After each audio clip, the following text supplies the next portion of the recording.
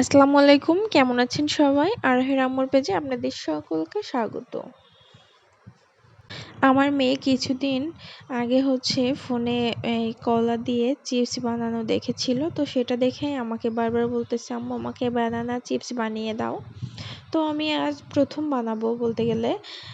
এখন আমি 2টা কলা সুন্দর করে ছিলে কুচি কুচি করে কেটে নিয়েছি, এরকম পাতলা করে। এগুলো ধুয়ে পানিটা একেবারে শুকিয়ে নিয়েছি। তো এই পানিটা শুকানো হয়ে গেলে এখন আমি কড়াইতে তেল দিয়ে দিয়েছি।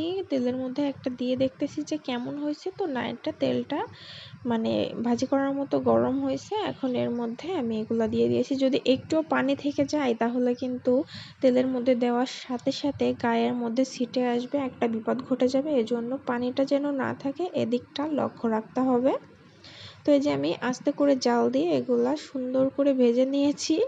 আমার মেয়ে খাওয়াও শুরু করে দিয়েছে। এর মধ্যে আমি আবার একটু মরিচের গুঁড়া আর একটু বিট লবণ দিয়ে মাখিয়ে দিব, তাহলে খাইতে অনেক বেশি টেস্টি হবে।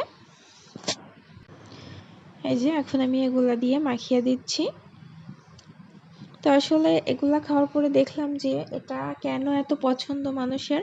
আসলে কিন্তু এটা অনেক বেশি টেস্টি ছিল, ভালোই লাগতেছিল খাইতে। একদম ওই যে আলুর চিপসটা যেরকম হয় না, ওরকমই।